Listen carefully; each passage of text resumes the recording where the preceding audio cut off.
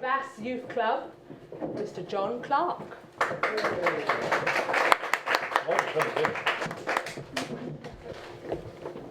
I'm the chairman of the trustees of the Devas Youth Club. Now, before I start, my brother, who used to be in the West End, I think it was when he was doing Peron in Evita, and he said, there's a moment when you go on stage and you say, what do these people want?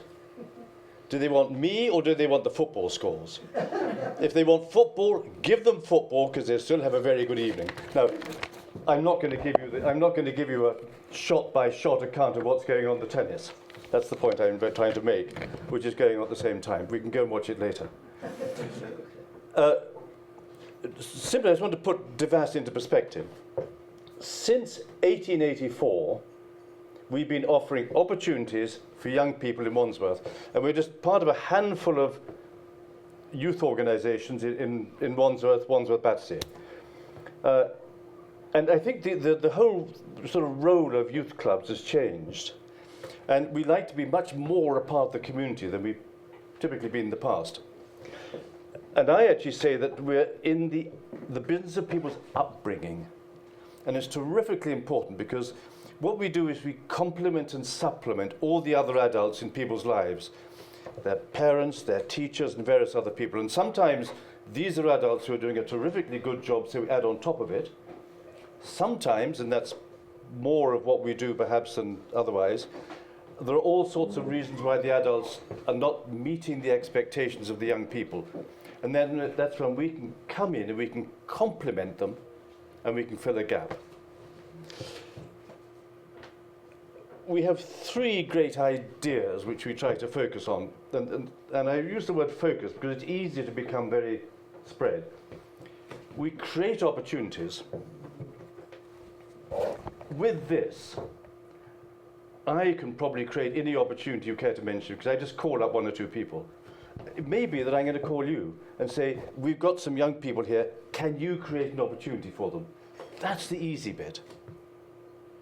The really difficult bit is we have young people who come in who don't have any of the feeling that I suspect that most of us have here, that our parents support us, our schools support us, the people around support us. They don't have that. We have to get them to believe that when I pick up the telephone and create an opportunity, it's actually for them. And they can use it and grasp it and take advantage of it. And that's a much, much more difficult bit. So inspiration is the other key element of what we do, and it's probably the most important. And then there's a whole process of supporting this exercise which is going on. And within that, we have three age groups. We have, right in the middle, we have the Teens Youth Club, which we do in a partnership with Wandsworth, that we've done for a long time. Typically, people think that youth work is about people while they're youths. I say, no. It's about getting everybody ready for when they get to that stage of 18, you're ready to go and do something else. If it's not a springboard to something else, we've let people down. So in addition to running a youth club in the middle, we do a lot of work on the sort of transition. We're talking to Battersea Power Station about massive numbers of jobs. Building, dry lining, decorating, barista, facilities management, taxi driving, all those things. How can our people feel we can go and become part of it?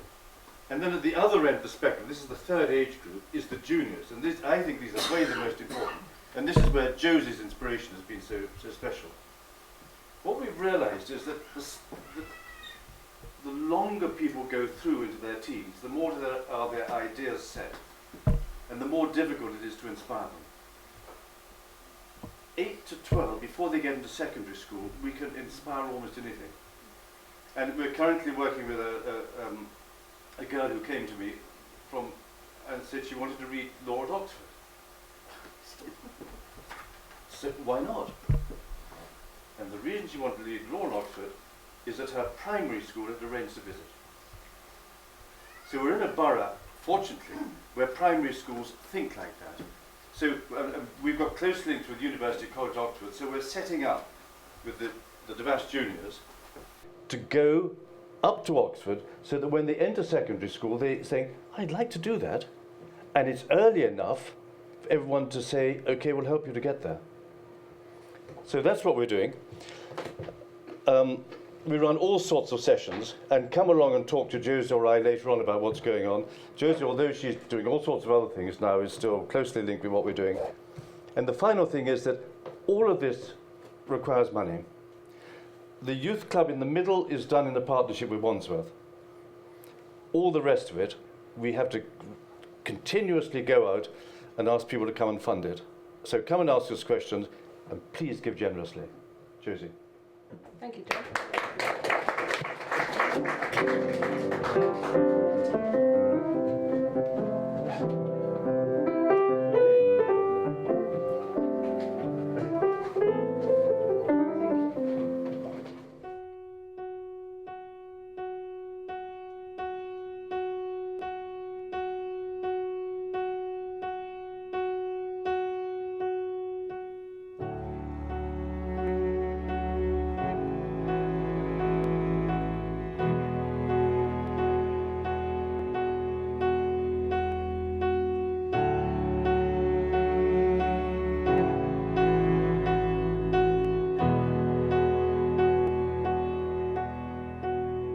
Where the doors are moaning all day long,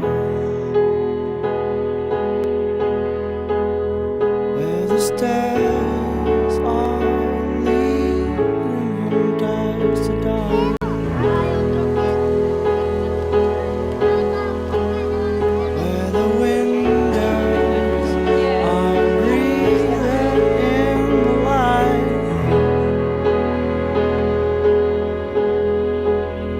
Where the rooms are a collection of our lives.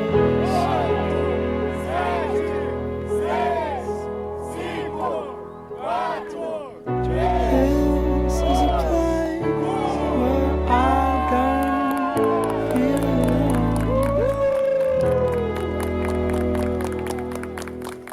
This is a place that I call mine.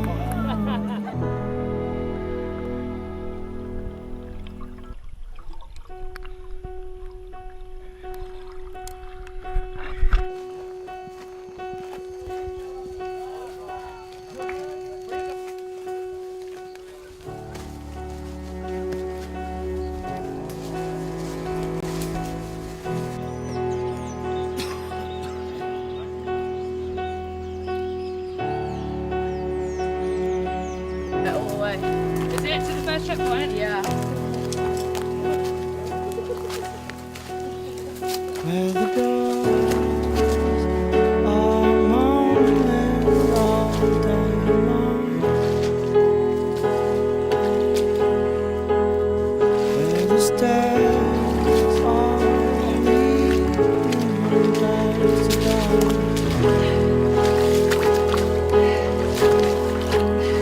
where the windows are breathing in the light.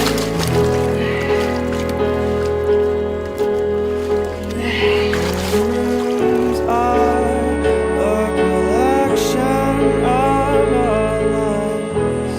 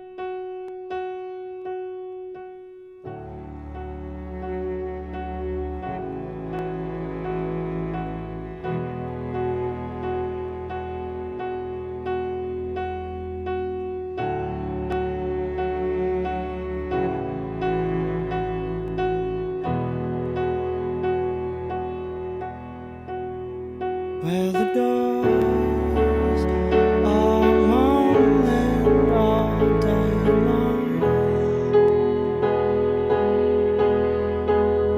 where the stairs are leading from dusk to dawn,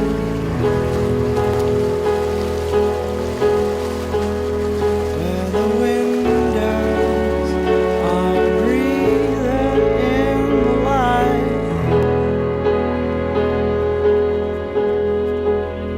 where the rooms are a collection of our lives.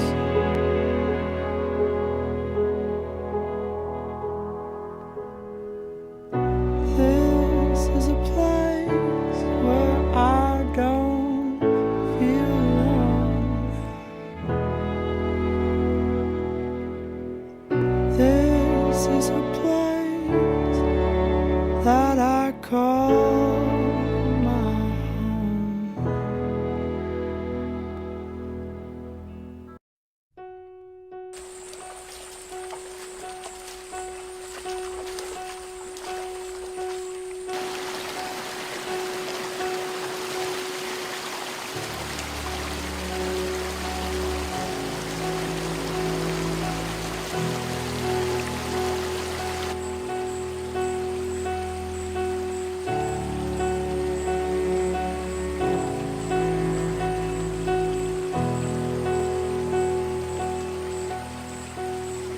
Where the doors are moaning all day long, where the stairs are leading from dusk to dawn,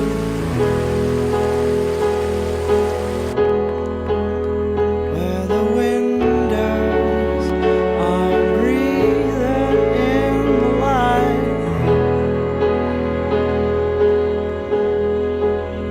where the rooms are a collection of our lives.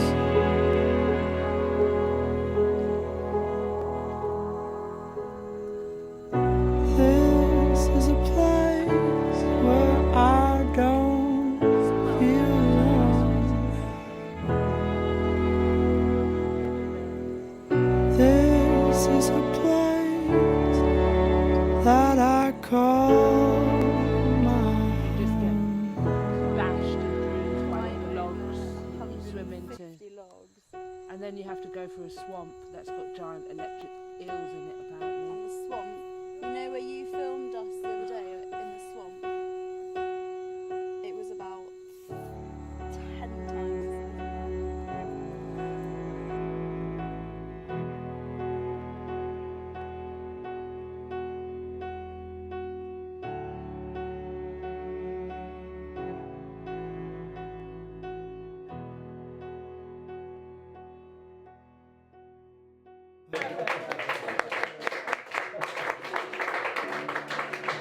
Beautiful. Perfect pitch.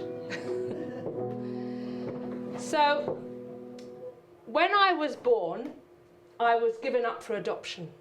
I don't like that term, given up. It's not very nice, is it? So I was presented to the world of possible parents. And luckily, the first people who viewed me wanted me.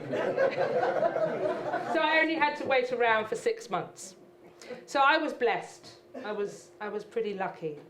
And I've been given a wonderful childhood, and I've been given many, many opportunities. But for some young people at Devas Youth Club, they don't have this. They haven't been given any opportunities. In the 3 years that I was senior manager there, I met numerous young people who had become disengaged from mainstream education. And they'd also been kicked out of units, which is where you go when you're kicked out of school. And they literally were doing nothing. But they come to Devas, and it became like a second home for them. And we were able, and we still are able, to present them with opportunities. It might be cooking, it might be working in the gym, becoming qualified fitness instructors. It may be working in the fully equipped recording studio we have. But all of this requires funding to keep it going. So for me, being adopted, although I had a wonderful childhood, very lucky. There's my dad there in the back. Don't give him a round of applause, he'll be very embarrassed.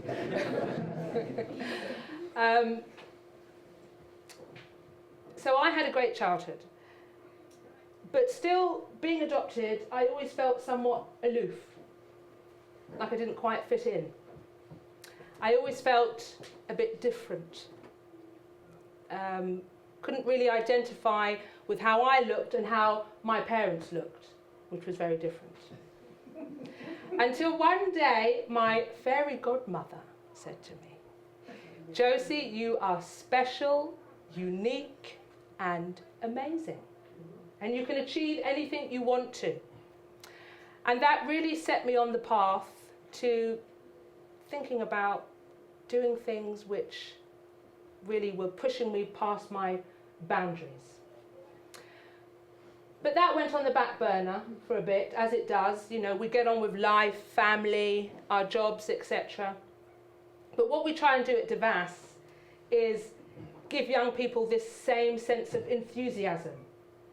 That it doesn't matter if you're just a regular kid who lives in Clapham. You can do anything you want to. You can go to Oxford. We can help you. We can set you on that path to doing that. You don't have to have come from a privileged background and gone to private school. That's what makes Devas such a wonderful place. So when I reached 40, which was quite a while ago. Yes, I am in my 40s. I was on the laptop one day and feeling unfulfilled with life. It's kind of like a pre-midlife crisis, I guess. Great job, wonderful kids, home, but still felt like I was missing something. There was something out there. There's got to be something better than this. There's a song in there somewhere. So I Googled toughest marathon in the world. And what came up on a small list was Jungle Marathon. But it took me 2 years, 2 whole years, to build up the courage to actually sign up for it. Because I thought Jungle Marathon, that's for a special group of people. That's for elite people. That's for people who have something wonderful about them. They have this strength, this determination. That's not me. I still had these feelings of self-doubt. So imagine if you're a young person and you have people telling you this. You're not quite good enough. That's for other people. I remember when I was a child, I said to my grandma, "I'd like to be a lawyer." And she said, "Well, that's not really for you. I don't really think that's, you know." And that actually stuck with me, so I became an actress instead. Really glad you became an actress, by the way. So I entered Jungle Marathon. And not only did I complete the whole 7-day stage race, which was around 180 miles, I also was the winning female, and I also came 5th overall out of 68. And only 22 people actually finished the whole marathon. So one of the reasons why I entered was to try and, first and foremost, to let my sons know that if mum can do it, you can do it. And also to inspire the young people of Devas. Okay, if this 40-year-old woman can do it, then you can definitely do it. Anything is possible if you put your mind to it. So let's fast forward to when I was in the jungle. It's a 7-day stage race, but the race doesn't start really until stage 5. Every day you're trekking or running the equivalent of a full marathon, which is 26.2 miles, 42 kilometres. But on day 5, you have to cover over 80 kilometres. If you don't do it within a certain time period, then you get points knocked off. So there was a runner from America called Erin Hammer. Perfect Erin. She even had a skort, which is shorts and a skirt. She ran through the jungle in a skirt. And she was amazing. I mean, I would be climbing up the hills, clawing my hands through the hills, hoping I didn't open an ant's nest. And she would just sprint past. Hey, Josie, how you doing? And, she's gone. So I knew there's no way I'm going to win. I'm not going to win this. So at the beginning of stage 5, it was 4 o'clock in the morning. I saw Erin and I said, Erin, how you doing? And she said, game over. I said, what do you mean? She said all the skin on the base of her feet had come off. That's what happens, running on sand, not taking care of your feet properly. So it was very painful for her to walk. I said, oh, Erin, sorry about that. Yes. I mean, it's a race, it's a competition, come on. So I thought, oh my God, I might actually win it.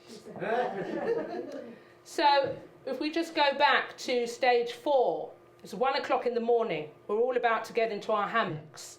The organiser, Shirley Thompson, comes to the camp base and says, I'm going to increase it from 70 kilometres to 80 kilometres, which will place you in the jungle at the dead of night. Make sure you are in twos, because it's Jaguar territory. This is their home.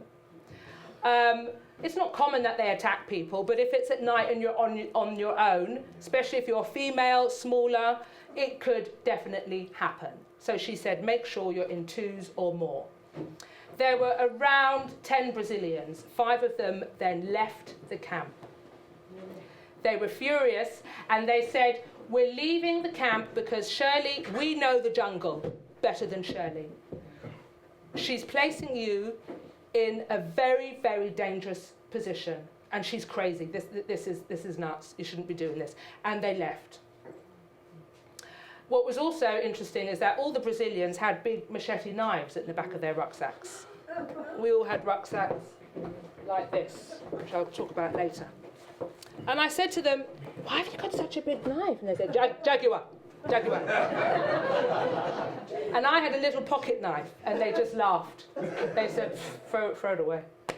So I did, because it obviously makes the pack lighter. You have to carry all your own food, 2.5 litres of water, sleeping bag, clothing, and your medical kit.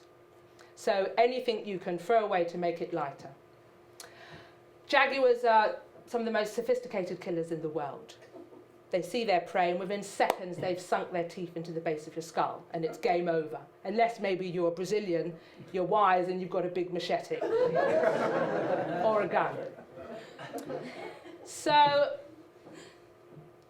the rest of the team, the rest of the competitors, all kind of hung around the camp. It was 1 o'clock in the morning. We knew for stage 5 we had to be up at 4 o'clock in the morning because we had to cover 80 kilometres. I went into my hammock and I tried to get some sleep. I said to myself, I can't let Devas down. I can't let my kids down. I've just got to do it. Just get on with it. It cost me enough to enter. Just do it.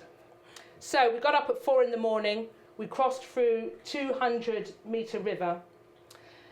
I was myself and a fellow Brit, Amy, and about 3 of the elite runners. We were in a group. But Amy and I knew we couldn't keep up with the elite runners because they would run the whole way and we just couldn't keep up. We had to run, walk. The rest of the group were way, way, way behind. But it was pitch black and we were in the jungle. So we had to keep up with them. So we kept running. All of a sudden, Amy's behind me, she screams, her head torch has fallen off. It's fallen off, it stopped working. And she said, look, wait, I've got to put some batteries in it. I said, no, there's no way, just follow my light. We cannot leave these guys. It was absolutely terrifying, pitch black. So she stayed with me. We carried on, and then eventually the elite runners miles and miles ahead, but it was light. So I decided to carry on.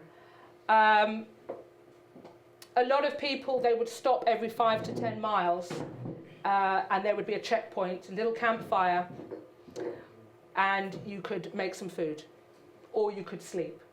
I just decided to have my snacks, which was pretzels, electrolytes, my Maxi Muscle protein bars, and I just kept going.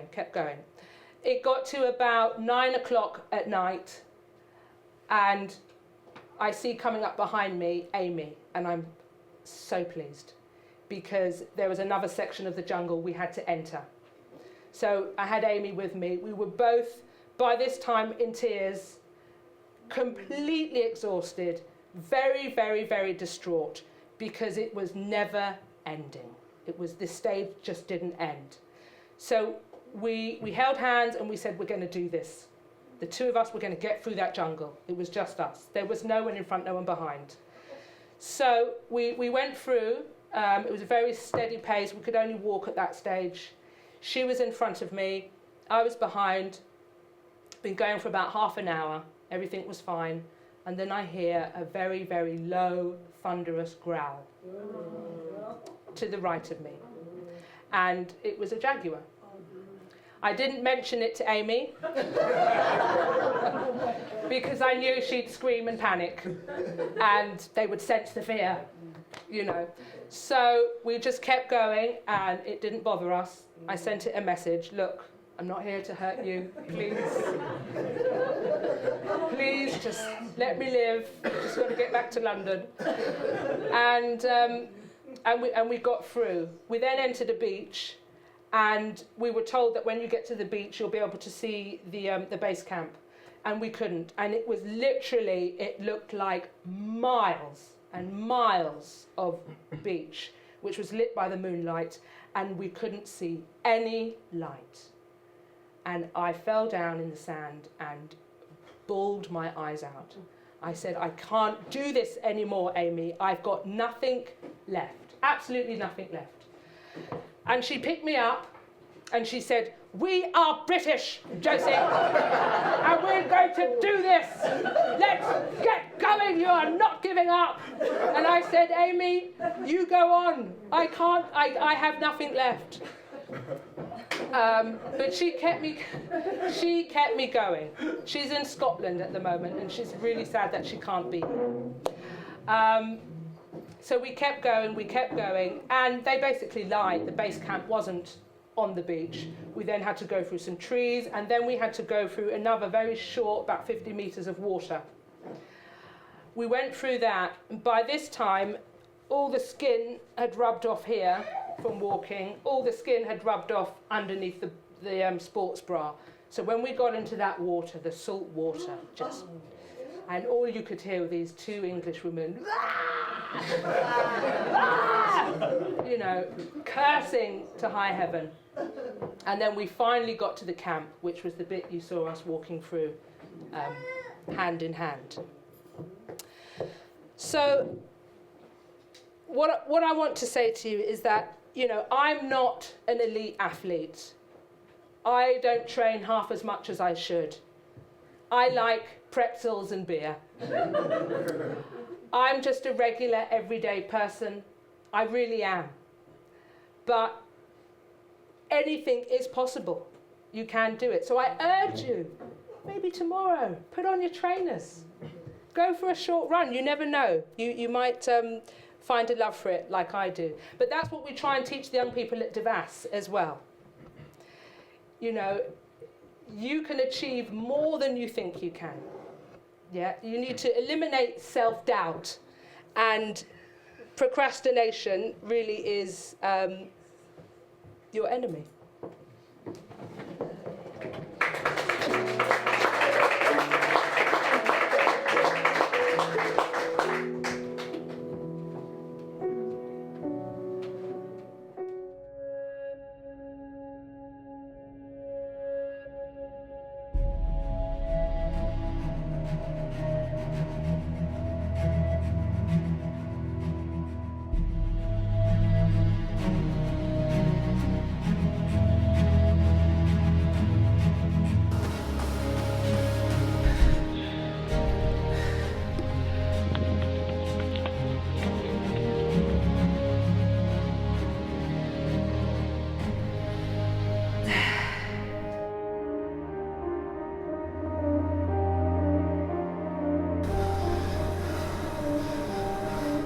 do you think you would feel if we couldn't run Devas Youth Theatre anymore? Well, I think I would feel really sad and lonely because I've met lots of friends here and they've been really nice to me. I love Devas because of the games we play, and I love rehearsing because I love to watch other people. Oh yeah, and what do you like about Devas? Well, it's so welcoming and I love doing something new every week and getting new opportunities, and everyone's so welcoming. I feel at home.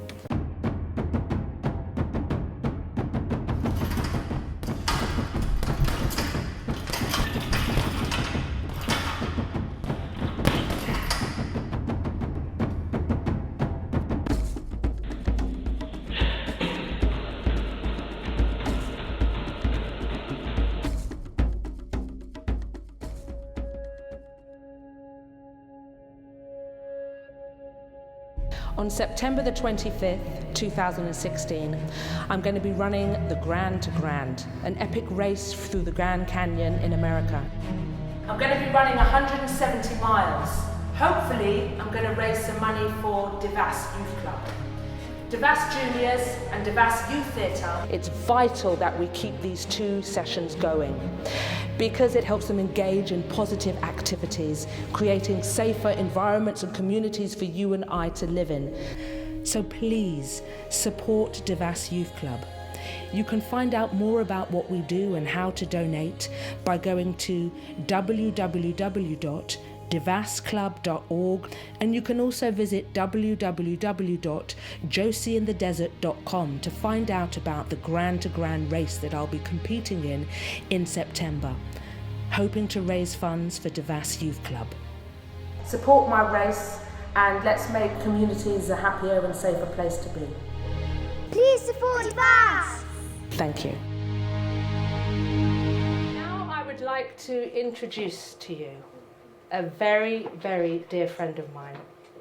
Someone who has a similar childhood to mine, and someone who, when he performs a song, he sings from deep within the solar plexus.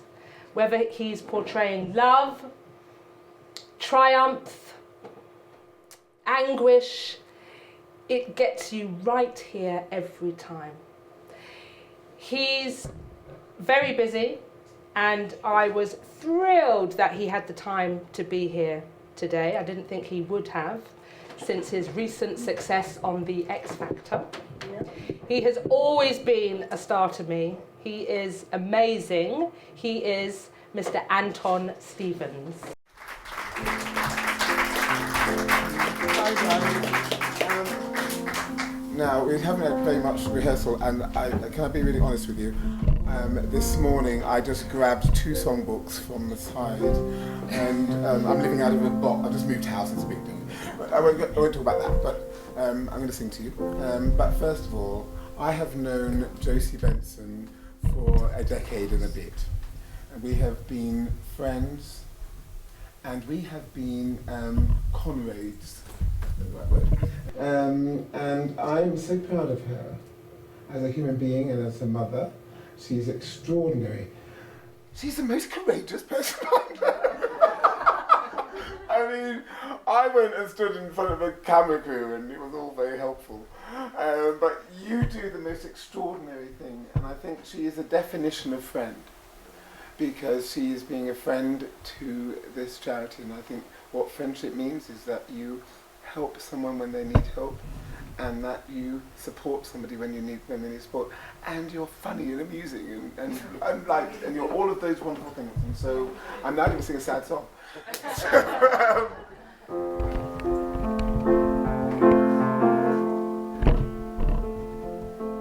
Yesterday, all my troubles seem so far away. Now it looks as though they're here to stay. Oh, I believe in yesterday. Suddenly,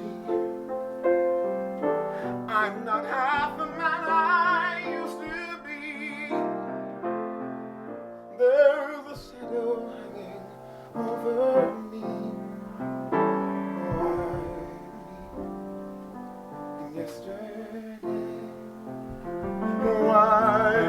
had to go, I don't know. See what I'd say. I said something wrong. Now I long for yesterday. Yesterday.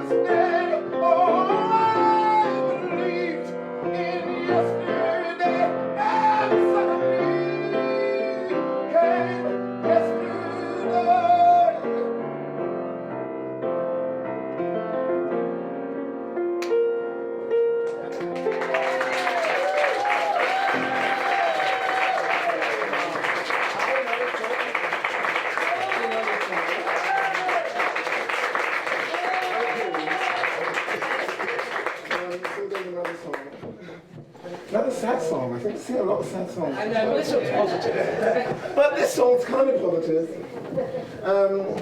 As I said, I'm so proud of my very good friend. And I'm currently filming a TV show, making the album, please buy it.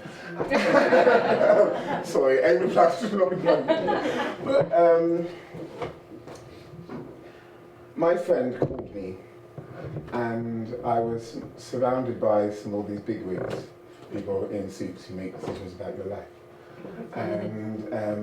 And you think that when you do a show, and you think that actually in life you get owned. And I've signed lots of bits of paper that make me owned. And so when my friend said, would you do something for me? I had a group of people going, Anton, it's your one day off. You know, we start filming again, and you know, we really need to get ready. And I'm like, it's okay. This is my friend Josie Benson, and I will do whatever you ask me to do. So, if you don't mind, I might look at them. Can we just pretend like we're all just at home? Yeah. Is that right? Yeah. Is that okay? We're all just at home, and this is my home. But you might know this song. This song comes from a musical I was never in.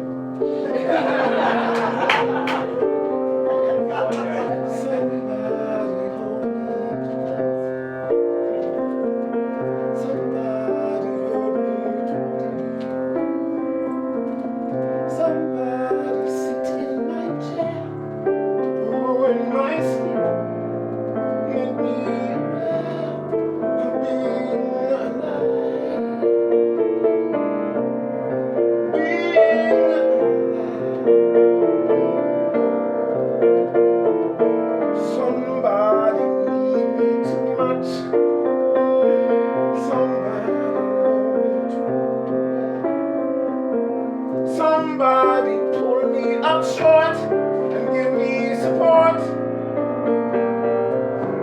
for being alive.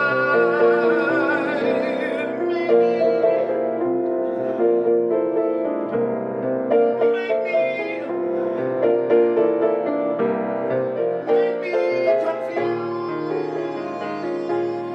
make me with praise, let me be you. But vary my days, because alone is not alone, not alive.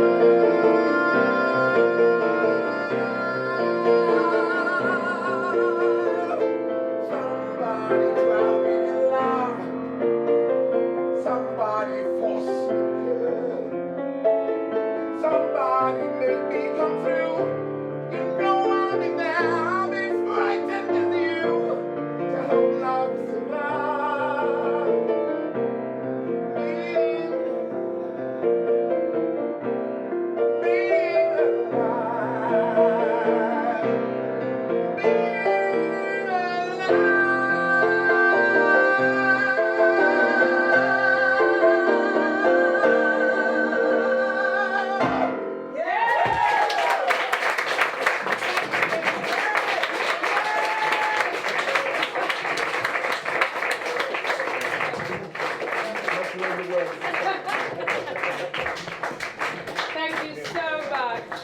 one day we'll do a duet together. Yes, yes, yes, yes. And you must all buy it. Ladies and gentlemen, Anton.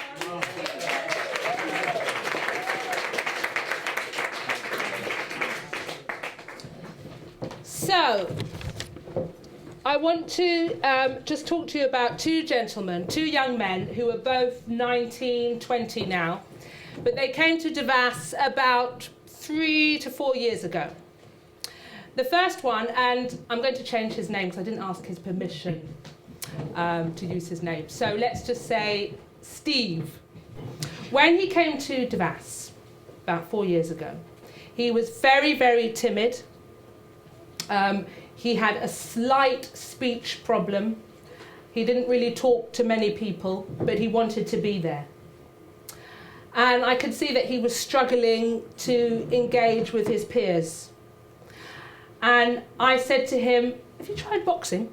What about boxing? Do you want to come down to the gym? Give it a go. And he said, no, that's not for me. I don't like it. And then, you know, as the months went by, he tried it. And he got really good at it. He got so good that we were able to hire him as a non-contact boxing coach. He then got so good, he was taken on by Carne's community, and he's now a semi-pro boxer. And that's Devas providing him with an opportunity. The next gentleman is called Tevin. Tevin came to London about 4 years ago from Jamaica. And he came with a group of friends, and there was a real language barrier because he had a really, really strong Jamaican accent. And I couldn't understand what he was saying. Some of the other staff couldn't understand what he was saying. And he was also very, very timid. But a great way to bring people together and bring young people together as well, so they don't form little cliques around the club, is food and music. Something Devas does all the time. You cook, they will come, they will eat together. You play loud music, they will come, they will dance together. Now, Tevin happened to be an extremely talented cook. There are some people in the audience who, for many months, I'm sure you agree, bought his food. Oh, yeah. So Tevin, I basically trained him up to run his own cafe at Devas, and he now runs a very successful Caribbean Devas cafe once a week to members of the public. And he's earning money, and he's also earning money for Devas. But it's initiatives like this which are brilliant, they provide opportunities, but they also really need funding to keep them going. Need funding to get leaflets out, to get banners out, to tell the rest of Wandsworth, come to this cafe, so that we can run it 5 days a week, not just 1 day a week, so we can hire other staff and train them up, etc. But they are definitely two big success stories. So now I'm going to tell you a little bit about, you might want to know what's involved in a multi-stage race. In September, I'm going to be running something which is called the Grand2Grand. It's a 170 miles multi-stage race through the Grand Canyon in the Nevada desert, USA. Now, a multi-stage race is basically just like running a marathon, but you do it for a week. So, yeah, you have to be pretty crazy to do it. And it's not so much about being fit. You do have to be fit, but it's about the mindset. Because most people, when you get to day 2, your body says to you, stop, we're finished, let's go home. Your muscles are absolutely, you know, they've had enough. And what kicks in is, you know, the normal process of thinking which tells you to stop. So it's the mind, it's the determination, you've just got to keep going for the rest of the week. Now, on a multi-stage race, they're often set in beautiful surroundings, like the jungle or the Grand Canyon. And it's often very, very hot places as well. So you usually have to get up between sort of 4 o'clock, 6 o'clock in the morning so you can get as many miles in before it gets very, very hot. So you get up, they always have a little campfire, and you make your food. Now, multi-stage races, you have to carry all your own supplies. So you have to carry a lightweight sleeping bag. In the jungle, I also had to carry my own hammock. You have to carry your own medical supplies, which are basically things to assist your feet. The most common reason why people stop multi-stage races is because of feet problems. It's from blisters. So when you finish at the end of the day, the normal thing to do, well, what you feel like doing is just to go straight to bed, get something to eat, then to go to bed. But the first thing you have to do, which is absolutely vital to keep you going through the week, is to see to your feet. Clean them, burst the blisters, clean it, cover it. Make sure you have fresh, clean socks for the next day. Little things like not cleaning your socks and leaving sand in it. That sand will grain away at your foot when you're running that 26 miles the next day. So I think that's what got me through the jungle. I didn't get any blisters because I was meticulous at the end of each stage. I didn't go and eat first. I saw to my feet, made sure that they were perfectly clean, dry, and then I put on my comfy orthopedic flip-flops. So you eat what is called dry expedition food, which looks like this. And each one has around 800 calories. Because you've got to consume no less than 2,000 to 3,000 calories a day because you're losing so much. I lost about a stone in a week because you're constantly moving, constantly sweating. So you have one in the morning and then one at night. And during the day, you're just having things like pretzels because you need to replace the salt, energy bars, and salt tablets as well, which you can pop in your water, and electrolytes as well to keep you hydrated. So if you imagine for a 7-day stage race, you need 2 of these a day. So you've got to carry all of that. They're quite light, but on top of that, you have to have 2.5 litres of water, which then makes it very, very heavy. Plus you're running in the heat. So you drink the water through this. And then every 5 to 10 miles, you'll get to a checkpoint and you top up the water. So, anyone interested in doing a multi-stage race? It's a great way to see beautiful parts of the world. I've wanted to visit the Grand Canyon since I was a child. When I was a child, I was infatuated by John Wayne. I was in love with him. I wanted to marry him. My walls were adorned with pictures of John Wayne. Every Saturday, I would have a fight with my brother because he wanted to watch the football, but I wanted to watch the John Wayne movies. Until one day, my dad said to me, "You do realise that those cowboys were pretty vicious, what they did to the American Indians." And it set a trail of thought. And I have a beautiful book at home which belongs to my grandmother.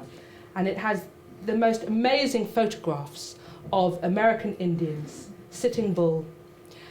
And I took down all the pictures of John Wayne. And I realised that it was the cowboys that were the baddies. And ever since then, I've wanted to visit the Grand Canyon, this historical, magnificent, spiritual place, which used to be filled with all these incredible tribes, which were sadly wiped out. So I'm very much looking forward to it. I think the variety of terrain, I think the altitude, I think the sleep deprivation, poor eating, it's unrelenting. In the end, even though you're suffering, you're tired, the scenery actually distracts you a lot, so you can just keep on going by just enjoying the scenery.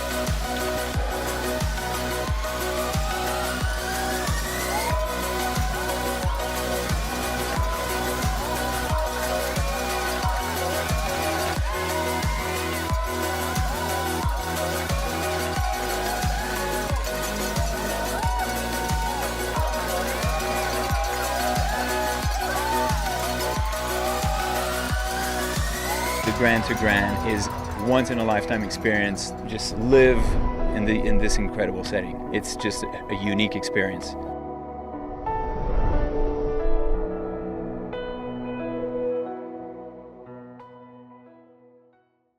I'm not quite sure what I can say.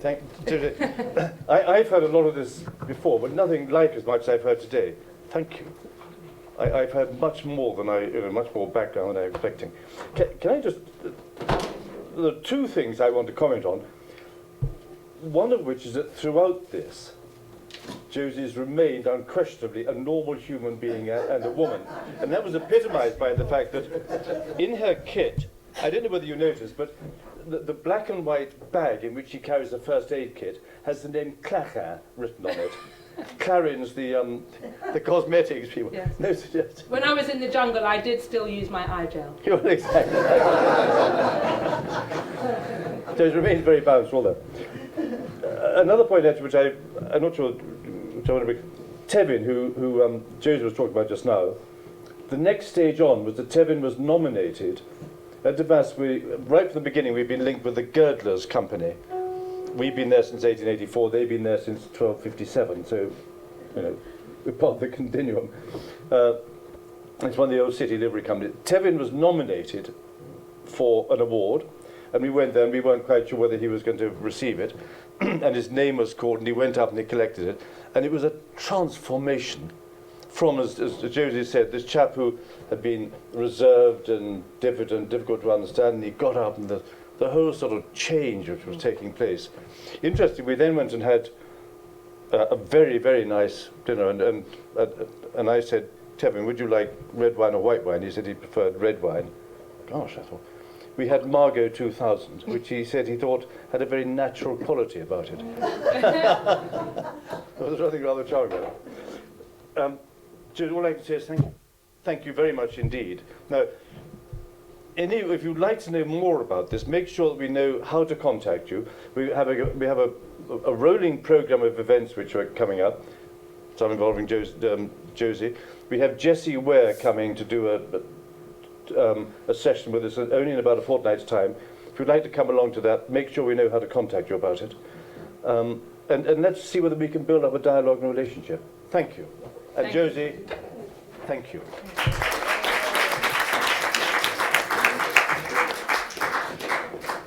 So I'm going to sing a song from the musical Follies. Again, haven't been in it. And it's called I'm Still Here. And I've been singing this song since I was about 10 years old. But every year it becomes more and more relevant as I get older.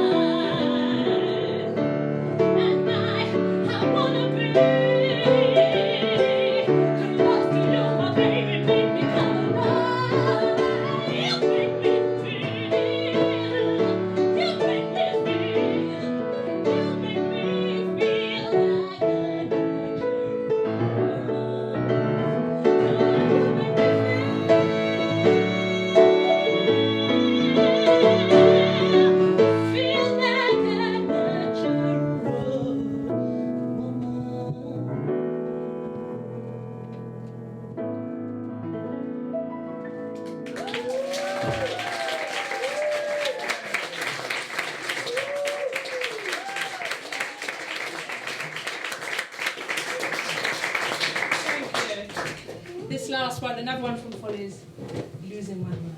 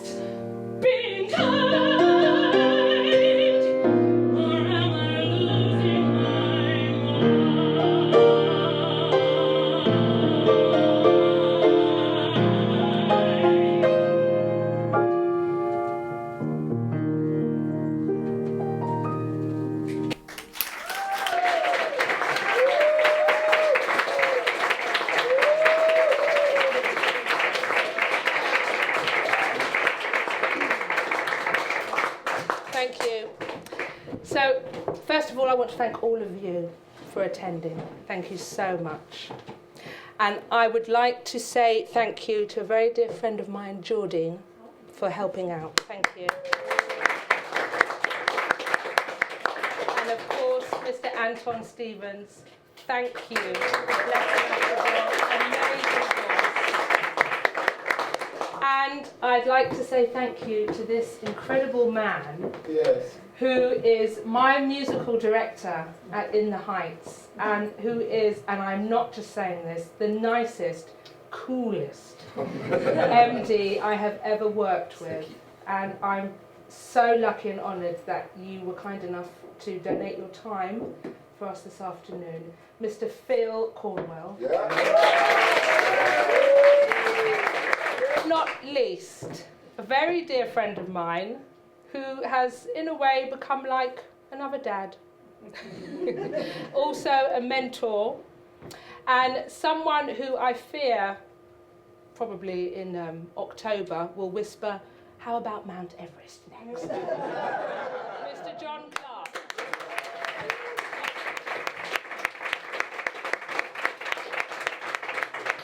And thank you also to his son, Ranulph, for helping out.